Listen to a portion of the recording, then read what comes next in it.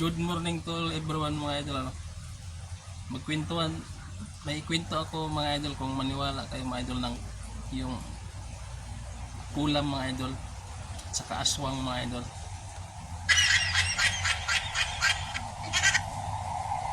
Kasi ako mga idol sa ganyan mga idol, naniwala ako diyan mga idol. Ang batas yan mga idol, hindi yan maniniwala mga idol, kulam at saka aswang mga idol. Pero ako mga idol, naniwala ako mga idol. Alam niyo kung bakit mga idol? Ang ikinamatay ng tatay ko mga idol, kinulam mga idol.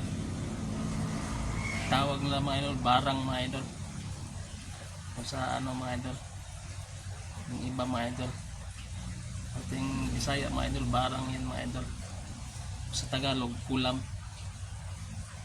Ako mga idol, naniwala ako mga idol kasi yung tatay ko yan ang kinimatay mga idol. Barang tawagin sa Mindanao mga idol. Kasi mga idol, ang nangyari kasi mga idol, kwento ko mga idol, nakatira kami dati mga idol sa Surigao, Tandag. Ang airpot ko doon mga idol, may lupa mga idol, mga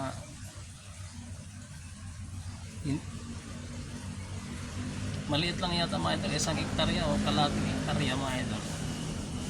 Tapos ang mga idol, umalis yung airpot ko, pumunta ng Palong mga idol, Tagum. Doon ako ipinanganak mga idol, Surigao. Wala pa akong 1 taon, dinala ako doon mga idol sa Kapalong mga idol ano.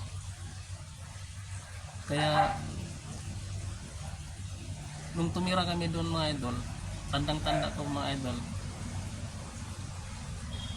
umabot ng mga 4 years ako mga idol, namatay yung nanay ko mga idol. Ang sakit noon mga idol, nalamok.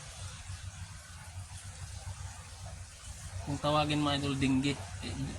Yun man mga idol, yung noon yan mga idol, ang tinawag yan noon sa mga anong ganyan mga idol, malaria malignan.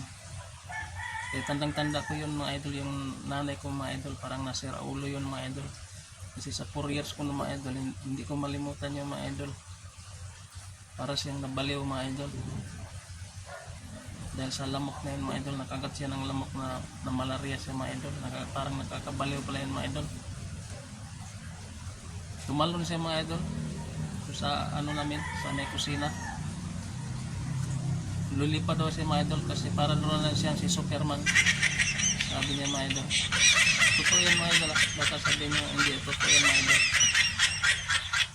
Lumipad mga idol doon sa may kusina mga idol, natusok yung ano niya dito mga idol, ng ano yung alam mo yung ipilipil mga idol na pinagtabas mo yan mga idol, mamatalim, natusok yung mga idol. Pero hindi man siya na ano doon mga idol, nasugat lang mga idol. Pero namatay siya mga idol, malalayo kasi yung ospital doon mga idol ano. Ang bilis ng ano niya mga idol, mga 1 buwan lang mga idol, namatay siya mga idol, yung nanay ko mga idol. Sumunod na may yung airpot ko mga idol, 1997 mga idol. Kasi mga idol, may lupa kami doon sa Surigao mga idol. Ang sabi ng mga kapatid niya mga idol, pupunta din siya doon mga idol, ibenta mga idol ano, yung lupa pati yung bahay mga idol. Ang nangyari mga idol, pumunta siya doon mga almost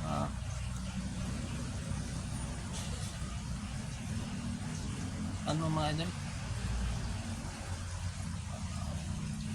mga 20 years, kulang-kulang mga idol, 20 years.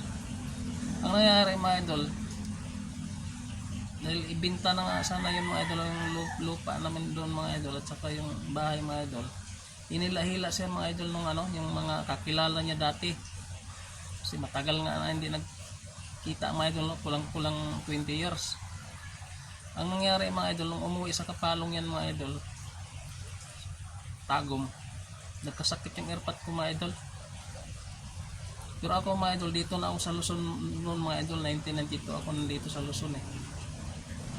Nagkasakit yung airpot ko mga idol. Wala pang cellphone dati mga idol. Ano lang mga idol, yung pag nag-ano ka, liter lang sulat.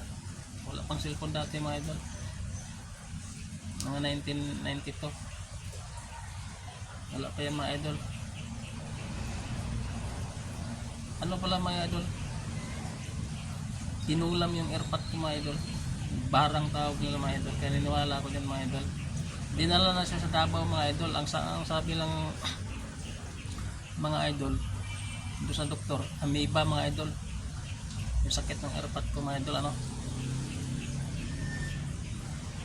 Pero di inuwi mga idol sa Kapalong mga idol. Dinadala sa kapatid ko sa albularyo mga idol, malayo. Ang sabi mga idol, gibarang mga idol. Kasi ang nangyari doon mga idol, kung amoeba yung sakit ng mga idol ano, naliligo siya mga idol ng madaling araw doon sa ilog. Tandang-tanda ng kapatid ko yan babae na yung tinirahan ng airpot ko. Kasi mga idol, yung sikmura daw niya mga idol, mainit, parang sinisilaban mga idol. Madaling araw mga idol, naliligo doon sa ilog mga idol, ng airpot ko mga idol ano. Tapos ang payat mga idol, umano yung tiyan niya, parang lumalaki mga idol. Kaya nung 1997 mga idol, umuwi ako mga idol, may nagtinitelegramahan ako mga idol ano. Nung namatay yung mga idol, may lumabas ng ano mga idol, parang dumi mga idol. Sa dumi ng tao, di ba mga idol, may pag natuyo ng init mga idol, may gumagapang. Ayun, lumabas tayo ngayon mga idol. Kaya naniwala ako ng kulam mga idol. Dahil sa lupa mga idol, hanggang ngayon mga idol, hindi na anong lupa namin sa Surigao mga idol. Kaya maniwala ako dyan mga idol sa kulam-kulam mga idol. Kasi ang sabi ng albularyo, inulam na matinding kulam yung airpot ko, barang. Kaya maniwala ako dyan mga idol. Yun lang mga idol. Nasusunod na naman ng ano ko mga idol, tutorial mga idol. Salamat po. Mag-comment lang yung mga idol kung yung hindi kayo maniwala mga idol sa baba mga idol. Ito mga idol, kwentong totoong buhay ito mga idol. May na-upload na ako na part 1 mga idol. Ito yung pang part 2 mga idol. Mayroon pa yung pang part 3 mga idol. Kasi kwento ng buhay ko ito mga idol eh. Yun lang mga idol. Abangan ang susunod ng pang part 3 mga idol ng kwento ko mga idol.